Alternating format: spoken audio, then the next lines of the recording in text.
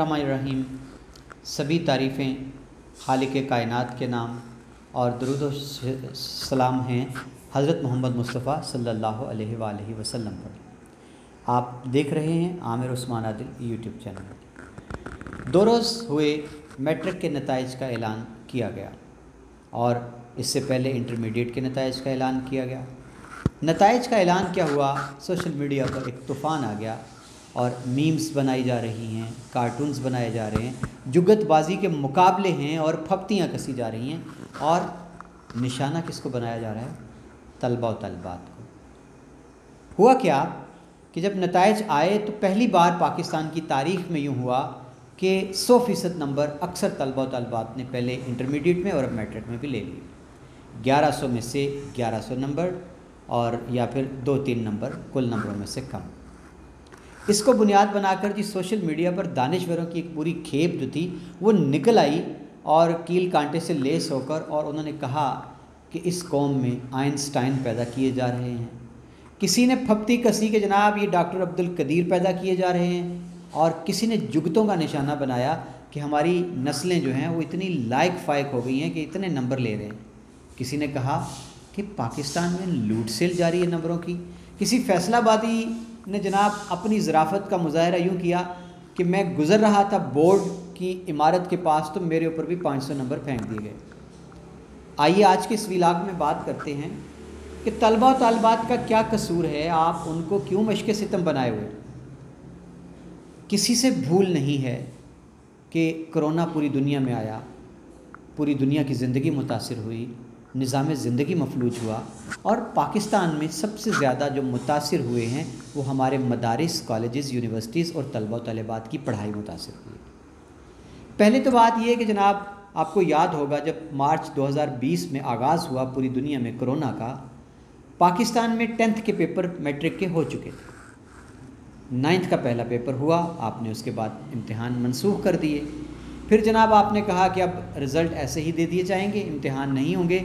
آپ سے کوئی پالیسی نہ بن پائی، پورا سیشن جو تھا ہمارا وہ بار بار رکتا رہا، چلتا رہا، التوا کا شکار ہوتا رہا، آپ کوئی پالیسی وضع نہ کر پائے۔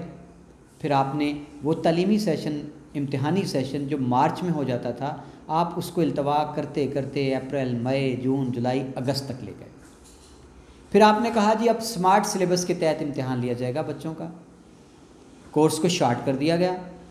پھر اسی پر اکتفا نہیں، آپ نے کہا کہ اب لازمی مضامین کے پیپر بچے نہیں دیں گے، صرف 4 اختیاری مضامین کے پیپر آپ نے لیے، انٹرمیڈیٹ کے بھی، میٹرک کے بھی۔ اب فارمولہ کیا وضع کیا جی تعلیم کے سائنسدانوں نے؟ ان کا فارمولہ یہ تھا لازمی مضامین کے پیپر نہیں ہوں گے، اختیاری مضامین کے حاصل کردہ نمبر جو ہیں ان کا اوسط نکال کر ان کی فیصد کی بنیاد پر 5% اضافی نمبر دے کر ان کا اطلاق کر دیا جائے گا لازمی مضامین پر۔ اس طرح ایگریگیٹ کر کے جو کل نمبر بنیں گے وہ بچوں کے نمبر تصور کیے جائیں گے۔ چلیں، آپ نے مارکنگ کے بعد اس فارمولے پر عمل شروع کر دیا۔ اب ہوا کیا کہ جب رزلٹ آنے والا تھا تو اعلان کیا گیا کہ کسی کو فیل نہیں کیا جائے گا، گریس مارکس دے دیے جائیں گے، سب پاس ہوں گے۔ اب رزلٹ جب آیا ہے تو اس فارمولے کے تحت بچوں کے نمبر آئے ہیں 100%، 1100 میں سے 1100 ملکی تاریخ میں پہلی بار، اور سینکڑوں بچوں کے اسی طرح، کسی کے 1099، کسی کے 1098، 92، لائن لگی ہوئی ہے لمبی۔ اب جناب موقع مل گیا دانشوروں کو، انہوں نے کہا جی کہ یہ بچوں کے نمبر کہاں سے آ گئے، ہمارے بچے قیامت کی نشانیاں اتنے لائق ہو گئے۔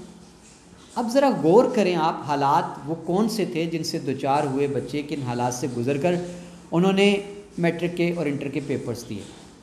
ناظرین آپ کو یاد ہوگا، سابقہ سارے نتائج دیکھ لیجیے انٹر اور میٹرک کے، ہونہار بچے جو بھی بورڈ کو ٹاپ کرتے ہیں ان کے نمبر 100، 90، 88، 85، 99 تک جاتے ہیں۔ سائنس مضامین میں سارے لائق بچے 100% نمبر پہلے بھی لیتے آئے ہیں، کوئی ابھی اچنبے کی بات یا انوکھی بات نہیں ہے۔ میتھس میں پورے نمبر آ جاتے ہیں، فزکس، کیمسٹری، بایو میں 2-3 نمبروں کا مارجن ہوتا ہے۔ بچوں کا فرق پڑتا تھا لازمی مضامین میں، وہ بھی اردو، پاک سٹڈیز، اسلامیات، اس میں نمبر کٹ جاتے تھے بچوں کے۔ اس بار کیا ہوا کہ اختیاری مضامین میں آپ نے صرف 4 پیپر لیے، उनमें से बच्चों ने 100% नंबर लेना ही थे, लिए क्योंकि कोर्स भी शार्ट था।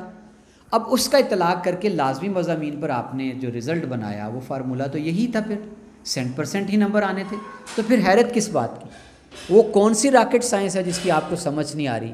अब जनाब आते हैं इन दानिश्वरों की तरफ जो बच्चों के मजाक उड़ा रहे हैं, मीम्स बना रहे हैं। होना क्या चाहिए था? आप हौसला देते अपने बच्चों को। ये बच्चे किसके हैं? किसी गैर के बच्चे हैं? आपके अपने बच्चे हैं?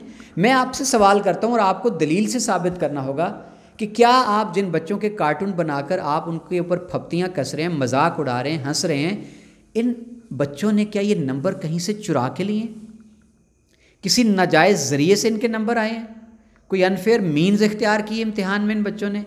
बच्चों के पास कोई अलादीन का चिराग आ गया कि रगड़ा जिन हाजिर हुआ, उसने कहा जो हुक्म मेरे आका। बच्चों ने कहा मेरे नंबर 1100 में से 1100 ले आओ। कोई गैबी ताकत थी जनाब जिसने चमत्कार दिखाया और रातों रात बच्चों के नंबर पूरे आ गए? आपका जवाब यकीनन नहीं में होगा। तो फिर बच्चों का कसूर क्या है? बच्चों का जुर्म क्या है? हंसना है तो अपनी मुनाफिकत के ऊपर हंसिए, हंसना है तो अपनी सस्ती दानिश्वरी पे हंसिए, रोना है तो अपनी अक्ल का मातम कीजिए। और अगर आपने कार्टून्स बनाने हैं, मीम्स बनाने हैं, जुगतबाजी करनी है तो अपने निज़ाम की कीजिए, निज़ाम बनाने वालों की कीजिए, फ़ैसला साज़ों की कीजिए, पॉलिसी मेकर्स की कीजिए, अरबाब इख्तियार की कीजिए, अपने MNAs MPs की कीजिए, जो बर वक्त ना तो कोई फ़ैसला कर पाए बच्चों के मुस्तकबिल का, ना कोई मजबूत पॉलिसी बना सके। तनकीद शुरू हो गई थी जब आपने लाजमी मज़ामीन को तर्क कर दिया था। माहिरीन तालीम ने कहा कि एक साजिश के तहत बच्चों को पाक स्टडीज़, इस्लामियात, उर्दू से दूर किया जा रहा है। उस वक्त आप क्यों नहीं जागे? आपने मीम्स तब क्यों नहीं बनाई? कार्टून्स क्यों नहीं बनाए? आप मैदान अमल में क्यों नहीं निकले? आपने एहतजाज क्यों नहीं किया? अब सवाल ये पैदा होता है, अब आपके पेट में मरोड़ क्यों उठ रहे हैं रिज़ल्ट के आने के बाद? बच्चों का क्या कसूर है? बच्चों ने कुछ भी गलत नहीं किया। पॉलिसी आपसे वज़ा नहीं हो सकी, पॉलिसी आप बना नहीं सके बर वक्त। अब ज़िंदगी का सफ़र जनाब शुरू होता है आगे की तरफ, पीछे की जानिब नहीं होता। आप क्यों बच्चों की कामयाबी को खटाई में डालकर उन हज़ारों वालदैन की दिल आज़ारी का बायस बन रहे हैं? उनका क्या कसूर है? वालदैन तो पेट काट कर, अपनी नींदें गिरवी रख कर आज बच्चों की कामयाबी के ख्वाब सजाए होते हैं आँखों में। आज आप उन ख्वाबों को धुंधलाने चले हैं। जनाब गर्द आपके आँखों के आईने के आगे है, आपको धुंधला दिखाई देता है। कसूर वालदैन या बच्चों का नहीं है। इल्ज़ाम मत दीजिए बच्चों को, वालदैन की कामयाबियों को, खुशियों को खटाई में मत डालिए। और यहाँ ये मत भूलिएगा कि इन बच्चों का भी कोई कसूर नहीं है। बच्चों ने ज़िंदगी के सफ़र में आगे चलना है। आप क्यों बच्चों को सारी ज़िंदगी के लिए इल्ज़ाम देने पर तुले हैं कि सारी ज़िंदगी वो एहसास महरूमी में, एहसास जुर्म में जलते रहें कि हमारी मैट्रिक और इंटरमीडिएट की कामयाबी ही मशकूक है? बच्चों से ये कहना चाहूँगा कि मेरे अज़ीज़ बच्चों, इनकी बातों में मत आइए। ये मायूसियों के सौदागर हैं, इनसे कभी कोई मुसीबत बात नहीं होती। हम आपके साथ खड़े हैं और डट के खड़े हैं। हम आपकी कामयाबी को सेलिब्रेट करते हैं। हम आपको इस शानदार कामयाबी पर मुबारकबाद देते हैं। आपने कोविड के बावजूद, आपने मुसलसल 1.5-2 साल स्कूल बंद रहने के बावजूद, आपने ऑनलाइन के ढकोसले के बावजूद, तालीम से जुड़े रहने के बाद जो कारकर्दगी दिखाई है, इस पर हम आपको शाबाश पेश करते हैं। हम आपको आफरीन कहते हैं। और मेरे बच्चों याद रखना, जिस अहद में हम ज़िंदा हैं ये मुनाफिकों की बस्तियां हैं, ये जादू नगरियां हैं। यहाँ जो पीछे मुड़ के देखता है वो पत्थर का हो जाता है। आपने पीछे मुड़कर नहीं देखना। ज़िंदगी का सफ़र आगे है। मैट्रिक इंटर के बाद ज़िंदगी अमली दरवाज़े वाह किए आपकी मुंतज़िर है। आप मेरे पाकिस्तान का आने वाला कल हैं। आपने मेरे पाकिस्तान की बागडोर संभालना है। आप मेरे वतन का रोशन चेहरा हैं। हरगिज़ मायूस मत हों। आपकी कामयाबी पर हमें नाज है बहसीत उस्ताद, बहसीत वालदैन।